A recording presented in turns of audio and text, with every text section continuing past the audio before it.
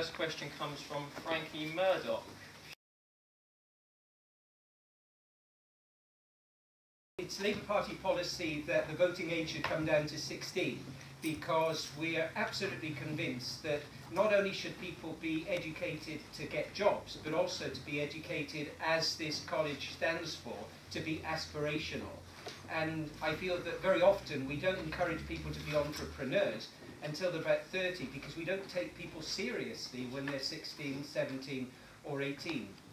So the work that I do, for example, with disadvantaged high achievers in our Open Ed programme, is that we want people to start a business when they're 16, to start an NGO when they're 17, and to run a political campaign when they're 18. Because then they learn those skills in languages, and in technology, and in leadership, and in character, which really gives people at the age of 16, 17 and 18 to be leaders. And in our country, we don't seem to have that kind of a dream. So as far as elections are concerned, the Labour Party wants people to vote at 16. We want to cut tuition fees down to 6,000 after this election. That's costed, and an absolute commitment that we won't go back on.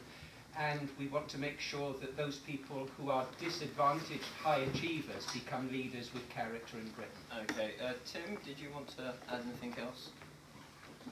Well, reducing voting age 16 is a long-term policy of the Green Party, but I think really it's about giving people something to vote for. I mean, the problem is that we've had a tribalist approach to politics in this country for many, many years. You know, where you're either part of the Labour tribe or the Tory tribe or whatever. And I think that puts a lot of young people off. I mean, I think what people should look at is what our policies are for the long-term future. So that's a policy, for example, for proportional representation. Policies that are more radical. Policies that are unashamedly anti-austerity on the left. Policies that look for a more equal society, and giving young people a chance.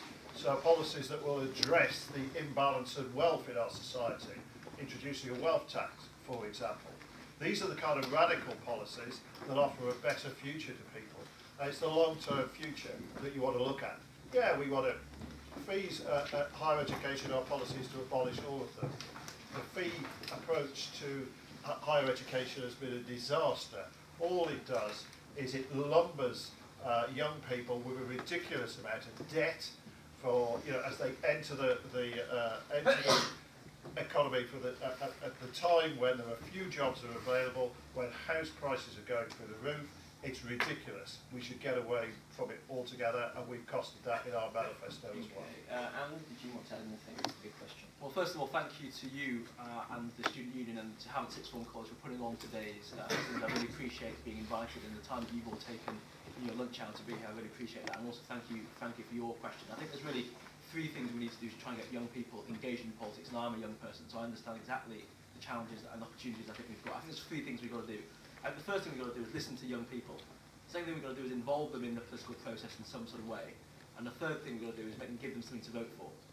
So let me talk about each of those very briefly. The first thing we've got to do is listen to young people. And I've spent hours and hours visiting every single secondary school and college in this constituency. I've been to Havant Sixth Form College 3 or 4 times now. I've met John McDougall, your principal. I've met Anna Zacotta, your head of adult services. I've met your student union. I played hockey on the Havant Sixth Form College pitches. So I've really got a sense of what goes on in this college, and I really have met lots of students. I came to Andros's 2 politics classes, the AS and the A2 as well. So I spent a lot of time just listening to young people and actually understanding what are the things that you want in your life, basically, whether that's a strong economy with jobs and apprenticeships, the ability to buy your first house, the ability to work with people from all around the world, all those sort of hopes and dreams. I have the same dreams as well. So first of all, listening to young people is very important.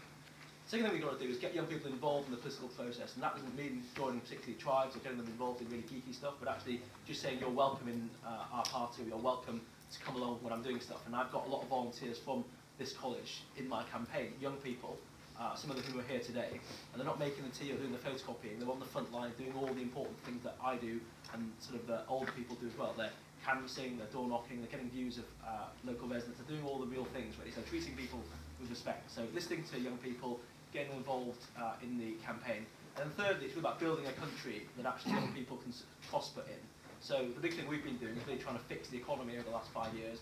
making sure that when you leave this place and you've gone to an apprenticeship or to university or to a job, you've got a strong and growing economy to go into. And we've reduced youth unemployment by 175,000, created 2 million apprenticeships, really got the economy back on its feet. So listening to young people, getting them involved in the political process and creating a strong country for them to be part of, that's what I'm doing. Okay, just obviously a reminder, if you want to add anything yourselves as an audience, you just obviously raise your hands during the debate. Darren, did you want to add anything to this question? Yes, thank you, Frankie. I think the first thing to do is to do no harm. In Portsmouth, one of my lowest points as a councillor was when the Conservative and Labour parties put down a motion wanting to make it council policy that people in the Portsmouth Youth Parliament and looked after children should not get involved in politics. That was pulled only after Ofsted, the Portsmouth Youth Parliament, and councillors from youth parliaments across other parts of the UK complained. That, to me, says the attitude of the Tory and Labour parties in Portsmouth towards getting involved in politics, young people getting involved in politics, isn't very good. And that made me highly depressed, because we need to motivate people, not try and persuade them to be turned off politics. Secondly, I think politicians need to treat people as grown-ups. Sometimes the politicians are the kids in the primary school playground. You know, you see this every week in Prime Minister's Question Time.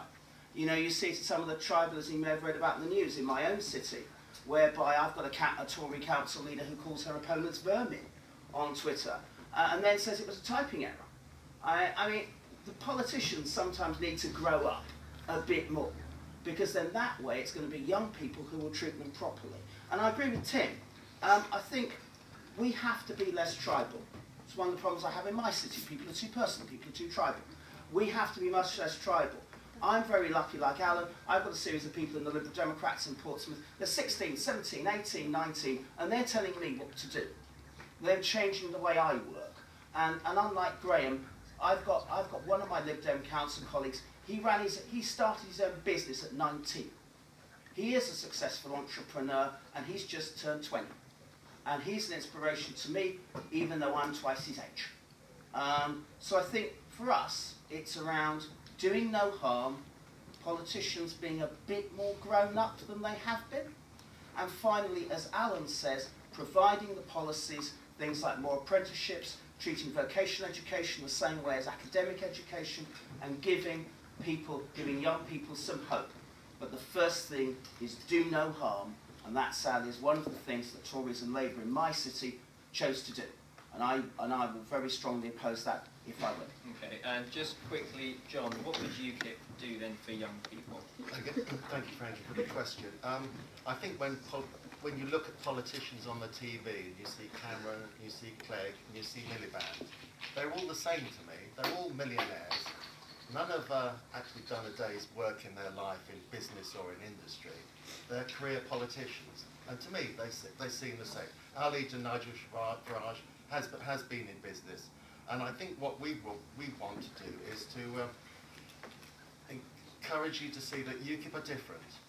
Our education policies are different. We would like to see free education, free university fees for the STEM subjects. So for science, technology, engineering and maths and medical degrees. And that is different to the other parties. And that is fully funded, provided students stay on in the UK for 5 years after graduating. I think the challenges we've got today are that employment may well have increased, but we've got 1.8 million people on 0 hours contracts. And to me, and to UKIP, that is unacceptable. And 0 hours contracts are often at the minimum wage. And UKIP as a party does not agree with 0 hours contracts. We also see the effect of mass immigration from Europe into the UK, which effectively is causing the minimum wage to be the maximum wage for many young people. Now, when I was small, when I was 5 years old, we went to Margate for our summer holidays. That was some years ago now, but I went back there recently this year, and it has completely changed. Job opportunities are not what they were at that time. So what I'm saying is UKIP, we've got different policies to the other major parties, and I've got the policy leaflet on your seat, if you'd like to refer to it.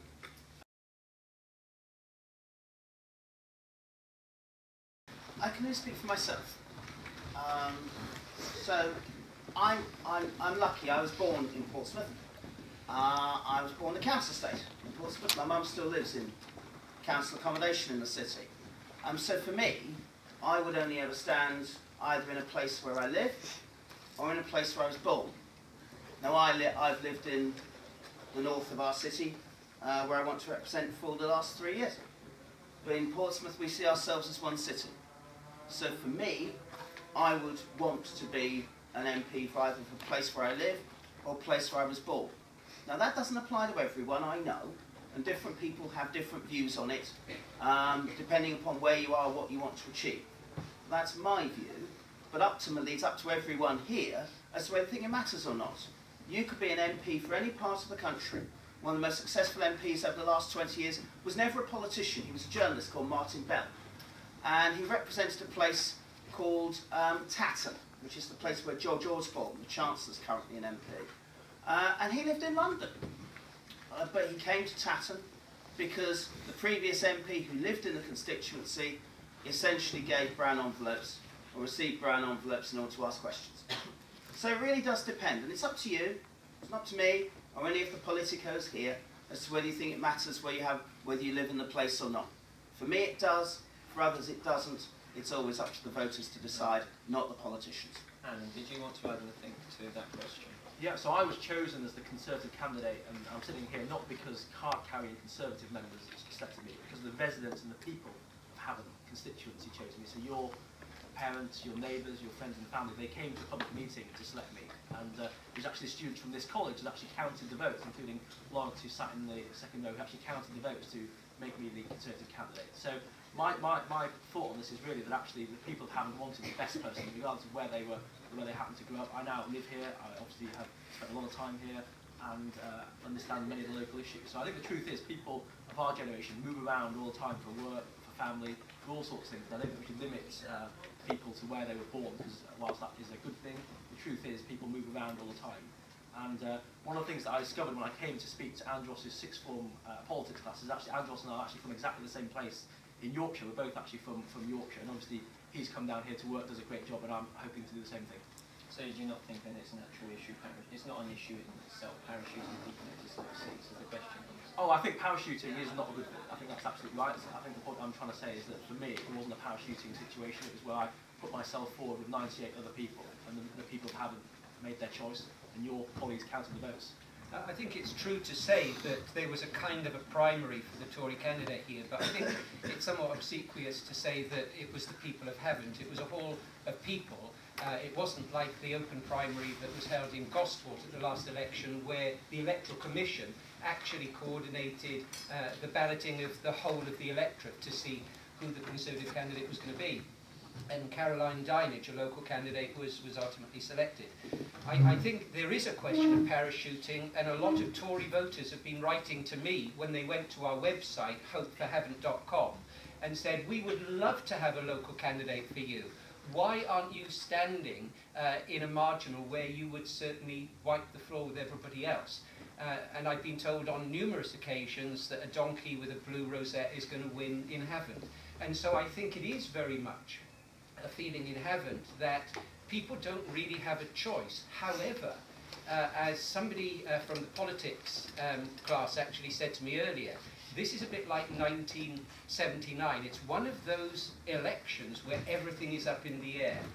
And so what we're trying to do as a Labour Party at the moment in Havant is to say, actually, all of our policies are really resonant with local interests. I was brought up and educated in Hampshire. I live 14 miles away in Leon-the-Solent. But the reason I was urged by local people here to stand is because we've got a track record of making a difference inside and outside of elections. And so what excites me about this is not the idea that I could ever expect to win in Havant, but that what we can establish here is a legacy campaign on issues like health and education and justice, where I've got a track record in Europe of making a difference. And that difference doesn't mean winning an election. It means winning an argument. And that's why parachuting candidates is so distasteful to me, especially when it comes to blowing dog whistles like the anti-European vote.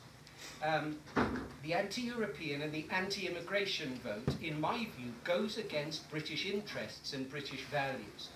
There are a host of things that this college, and yesterday I was in Lee Park visiting the school there, lovely projects that people would like to do, for which there are billions of euros available to be repatriated for Britain. For example, Erasmus Plus, for mobility, for tuition, and for cultural exchange in Europe. And also for things like cycleways that will improve our air quality, that will reduce traffic congestion, 32 billion euros. So we're going to be working on a legacy campaign that will most certainly greatly increase the Labour vote in Havant, but hopefully will make local ideas the most prominent on May the 8th, not just on May the 7th. Okay, we'll just take a word from John there at the end before we answer for any other questions. Can I answer it? Right, since 1979, I've lived and worked in Havant, and I'm very passionate about Havant. I don't just consider myself as living here or having worked here all this time. It's my home, all right? It's not somewhere else. It's my home. It's not where I live, and that is why I'm standing for UKIP in the Havant constituency.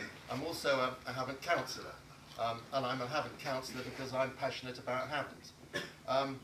I've been to Yorkshire, I've been to Scarborough, and they've got some lovely beaches. The South Bay is very beautiful. They've got some very nice fish and chips shops there. But I don't feel I could ask the residents of Scarborough, and I don't believe I'd have the mandate to ask the residents of Scarborough if I could be their MP candidate up there, because it's not my home.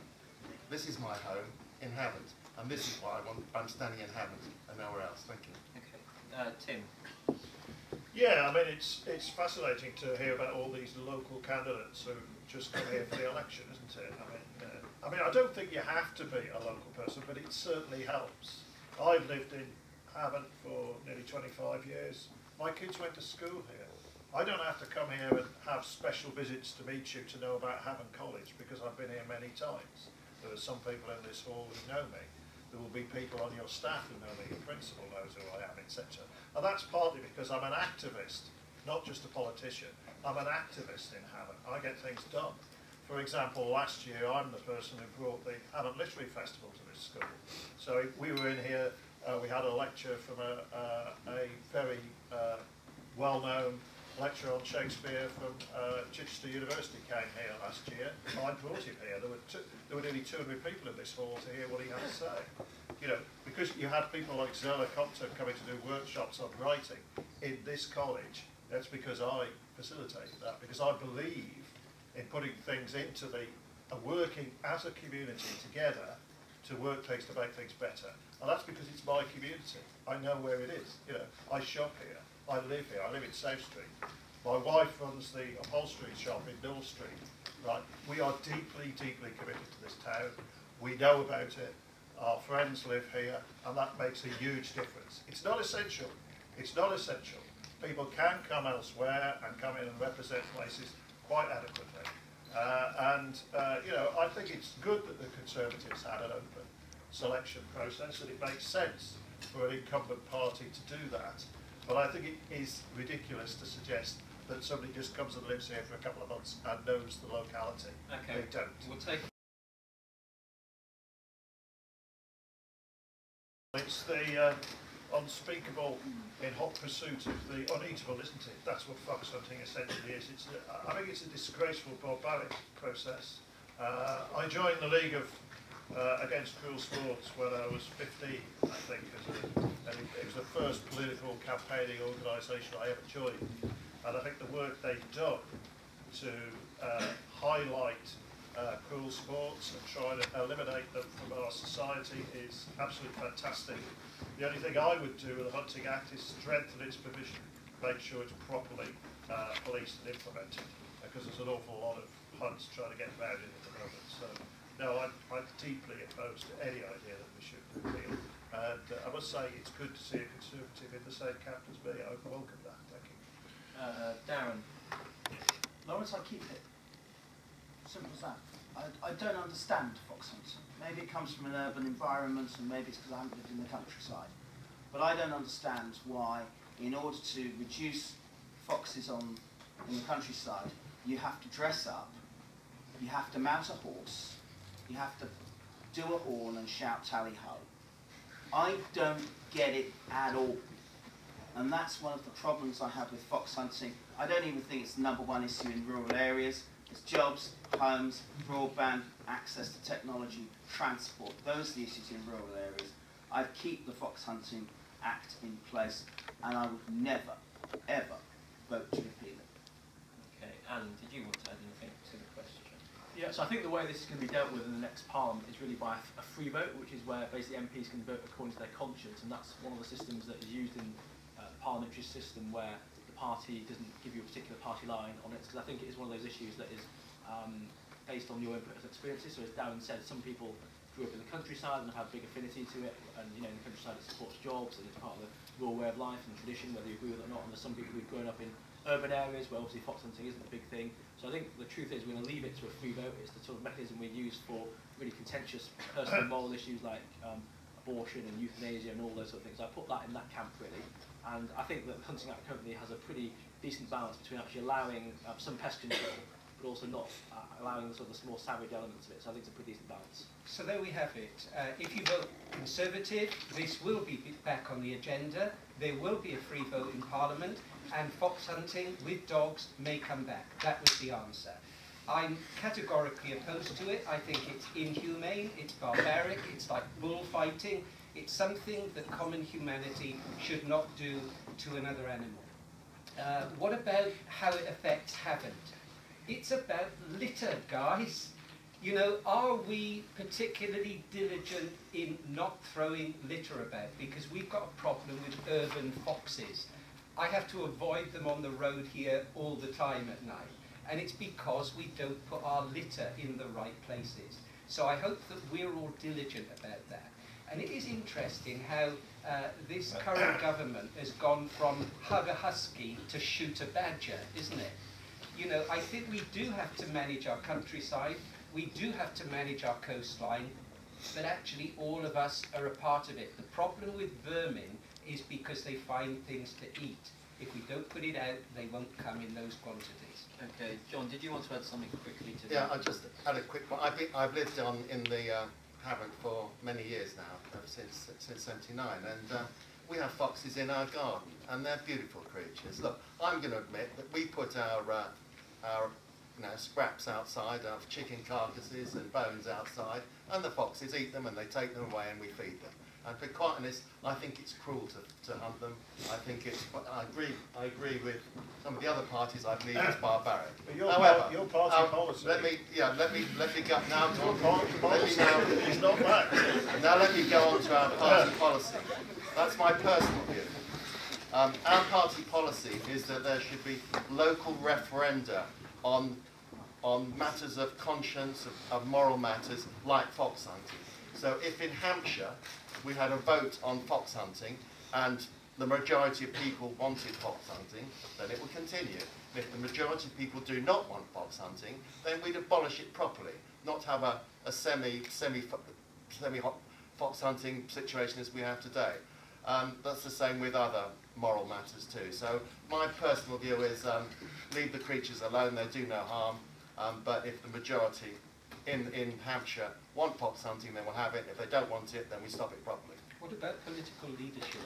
Yeah. Let's be clear about this. Your leader wants to repeal the Act, doesn't he? Leader does not want to repeal that. It's not up to our party to tell the residents what they want. We would implement what the residents want as regards fox hunting.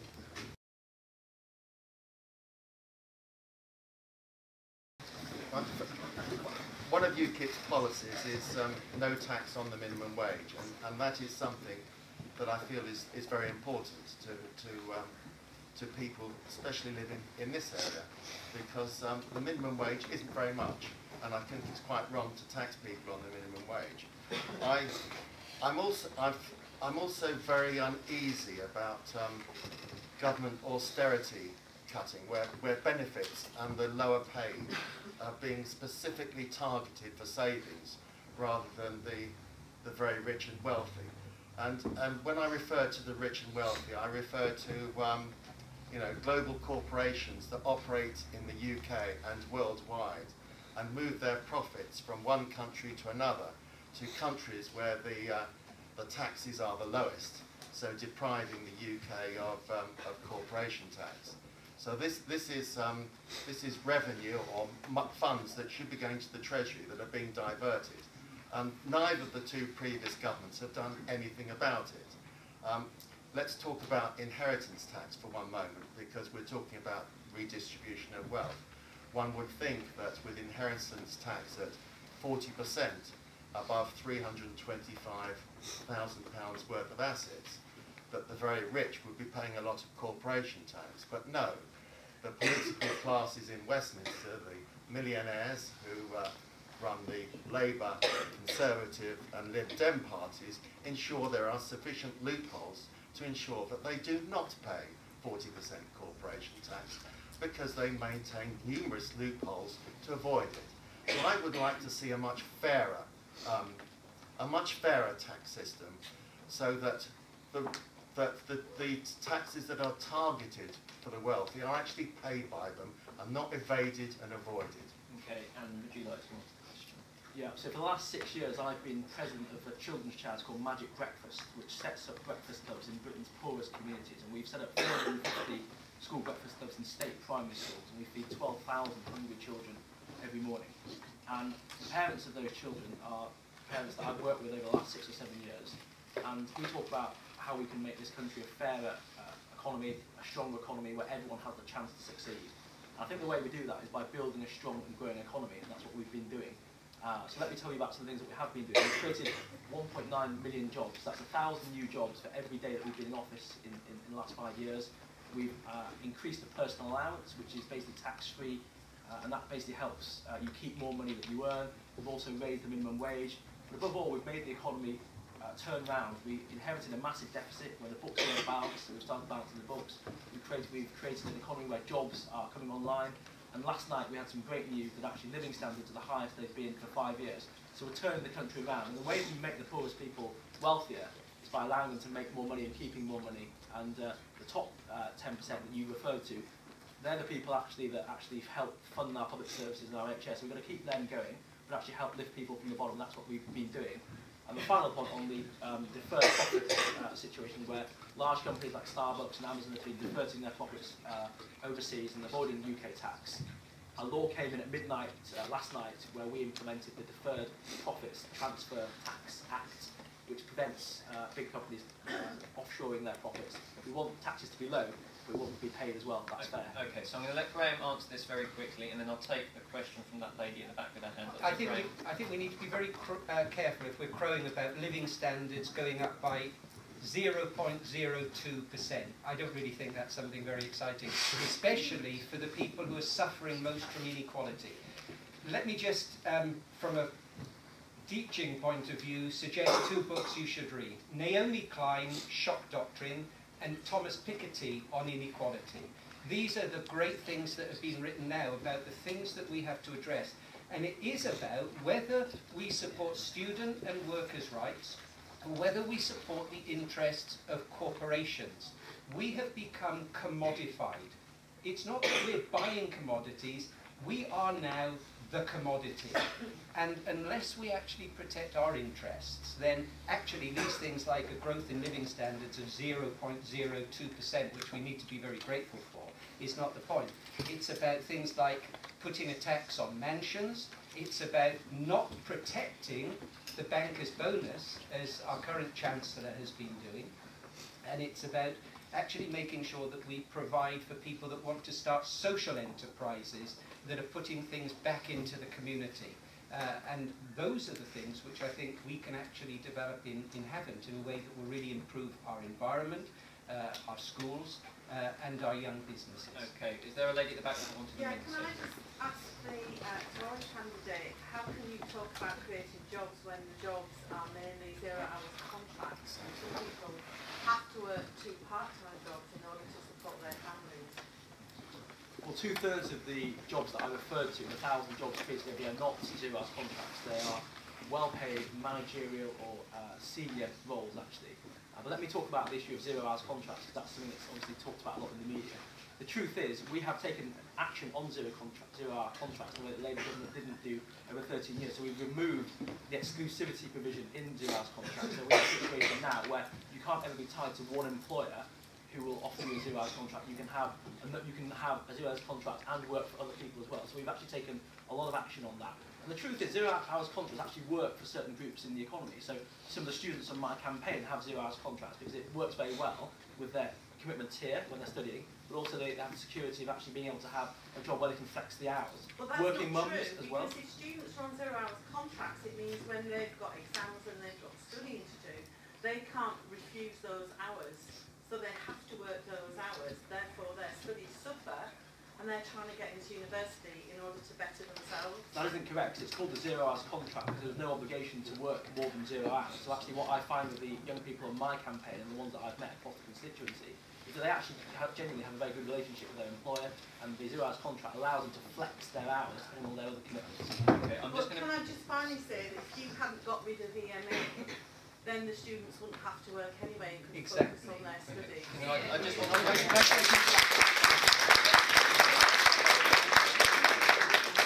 Very briefly. I'm glad to see the trade union representatives here, but I think the truth is we have to make savings on the EMA. I'm going to be very frank with you, we have to remove the EMA because we inherited the biggest deficit in peacetime history, and living standards fell off a cliff under Gordon Brown. That's the answer. Okay, Dan, sorry, Graham. That Labour brought in the minimum wage. Sorry, Graham. Now, Did you want to respond to you wanted to say something? Yeah, I just wanted to respond to the initial question because I think it's all been very functional, and it's all been very simple. For me, it's really simple. The rich should pay more. UKIP talks about cutting tax rates for the lowest paid. We were talking about this 5 years ago, and Alan's party said it was impossible to do, but we've done that in power. But it's also around, UKIP say, they want to protect taxes for the rich. Because they do. They actually want to cut income tax for people earning £50,000 a year. Now that is double the minimum wage in Portsmouth. People in the place where I grew up from would regard that as rich, and yet UKIP want to cut the tax rate from 40 to 35p. So I will not take lectures from my UKIP colleagues on income tax. I'm delighted that the Tories are converts to the idea of increasing the personal tax threshold, putting money in the hands of poor people. We said it 5 years ago. They said it was unaffordable. It's been done. I hope that Labour will be converts very, very soon. But the original question is about changing the way that taxation works. We should be taxing wealth, not work. We should be taxing mansions, £2 million mansions, through the council tax. And that's what we do.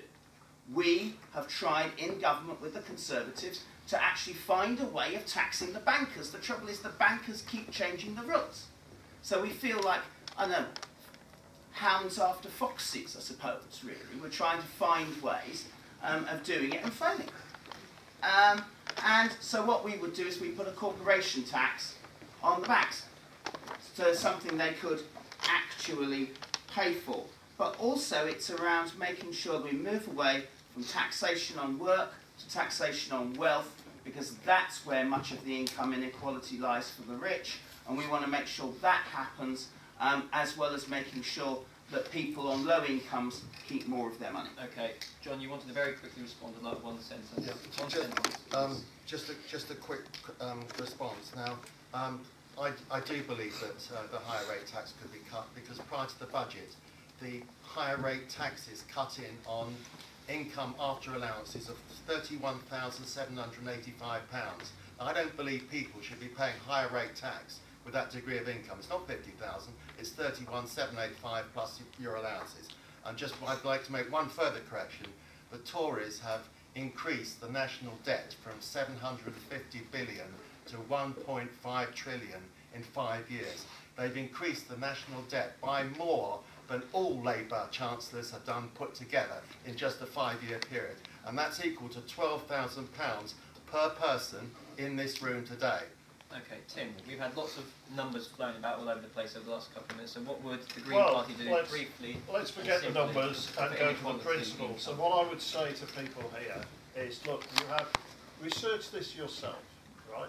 Find out yourselves. Graham advise you to read a couple of books. Naomi Klein, great, read as much as you like. I would suggest if you want to know about equality and its impact on society, you read The Spirit Level. Look at a book called The Spirit Level. That's a book that came out about 5 or 6 years ago, and it was written by 2 people who were social scientists. And they researched the impact of inequality in various different societies. They looked at the statistics from America, they looked at worldwide statistics from many countries. And what they discovered was this, that inequality is bad for almost everybody. Not just the poor, but those in the middle, and even the rich. Because people who live in more equal societies live longer. People who live in more equal societies are happier. People who live in more equal societies actually are healthier. That's what the statistics, that's what it says. So surely we should have a politics that is committed to being more equal. And these guys came round with this book about 5 or 6 years ago. As it happens, I was on the political committee of the Green Party at the time. They came to us and we read it and we said, yeah. We changed a lot of our policies and we started to talk a lot more about the desperate need for a more equal society. They went round to all the other parties as well. They said, oh, thanks very much, very nice, but we only do sound bites, thank you. We don't do long-term policies. And we do a long-term policies. Look at our policies. Go on the policy compare websites like voteforpolicies.com. Have a look about what's in there, because right the way through, on every policy we stand on now, is a deep commitment to equality. And that means bringing in not just a mansion tax, but a wealth tax. Okay. That means not just the minimum wage, but a living wage. Okay, a commitment to a living wage in the next to move on.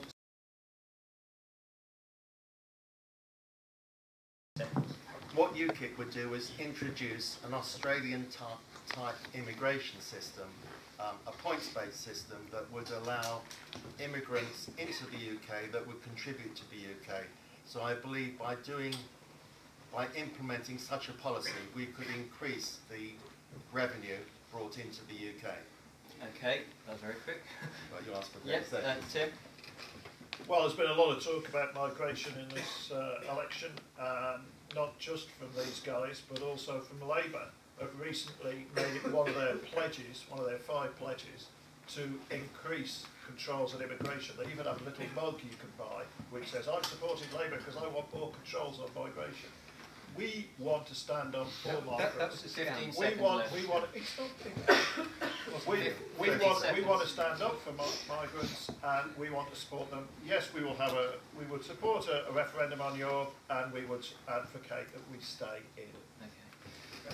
Labour will not be offering a referendum on Europe because it is so crucial to our economy that we stay in. 98% of British industry wants us to stay in. Also, regarding Romania, their dog whistles have been about Romania. There are 12,000 Romanian doctors in Britain. We absolutely need them. And the 260,000 migrants in Britain have raised GDP by 0.6%, which is more than it did under Labour. So the Chancellor's growth figures are all premised on keeping migrants, not sending them away. Okay, Alan? The Conservatives are the only party that can and will offer the British people a referendum on our continued membership of the EU, because we trust the people to have the final say. I want us to reform Europe so we get a better deal for this country. I want to make sure we are an open trading nation, but actually clamp down on welfare abuse. And lastly, Darren. Yeah, we believe our future lies with Europe. We want to see Europe change. We want to reform the common agricultural policy and reform all policies so that Europe actually, those policies reflect protecting the environment much more than protecting big corporations. First thing is to protect the budget. We want to protect the budget for all forms of education, whether you're 2 or whether you're 19. That's the first thing.